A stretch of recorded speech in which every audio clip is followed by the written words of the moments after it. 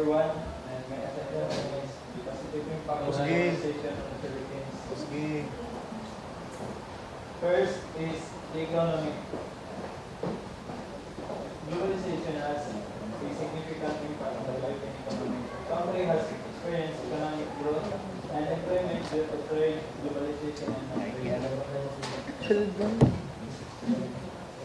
Economy is the feature na globalization, di ba, sa interest rate or foreign direct investment. So, sa pamahagi ng tiniyan, ang mas madali paglaguan natin investment na the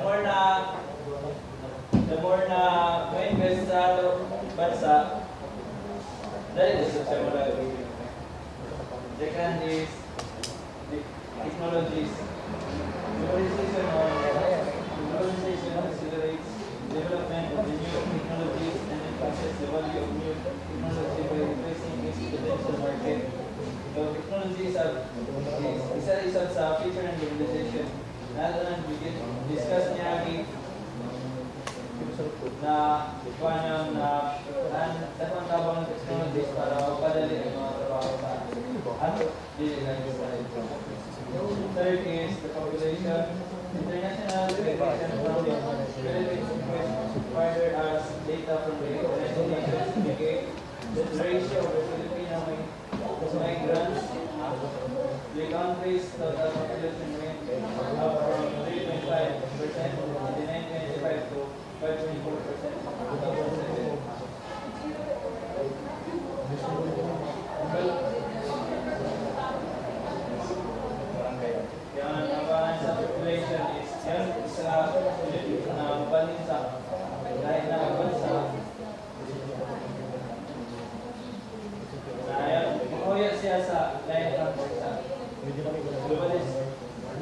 The fourth is lifestyle. Globalization plays a significant role in the Philippines. Sa faculty. Sa table ni Sir J.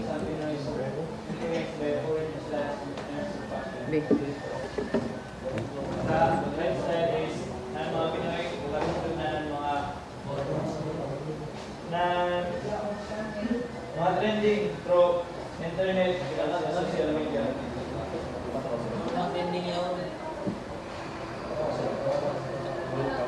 The next is positive impact of public administration on the Philippines.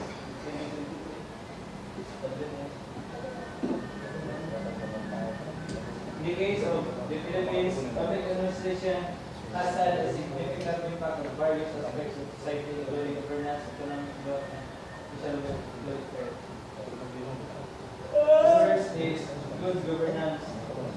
Establish efficient and transparent administrative systems that will improve accountability and reduce corruption. Government institutions this had linked to better service delivery and increasing trust among citizens.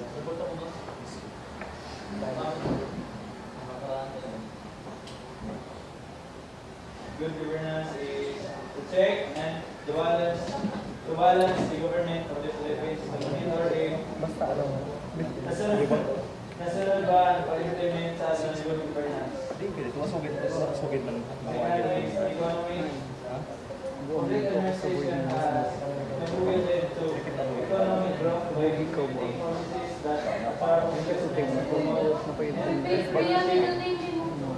restrictive regulation and oversight education among businesses while protecting consumers' rights. Economic service. Kasi gabas pag ito ako pag bumalik na di kaya. Pagpilan? Ang economy is isa sa implement ng mga pangangkot sa ekonomiya, pagnimunan programs and policies. Social services.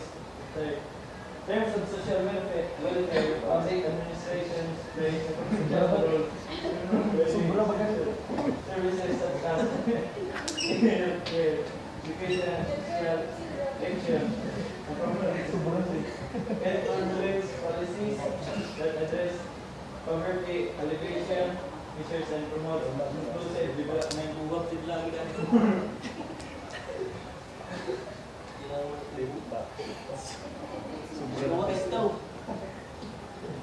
Ayaw kay kakatrabay to. Social service is Brad. isa sa epekto ng matabang ng public commission Pagkat trabaho ito. hatag ng public and social services na need na ihatag na ng government.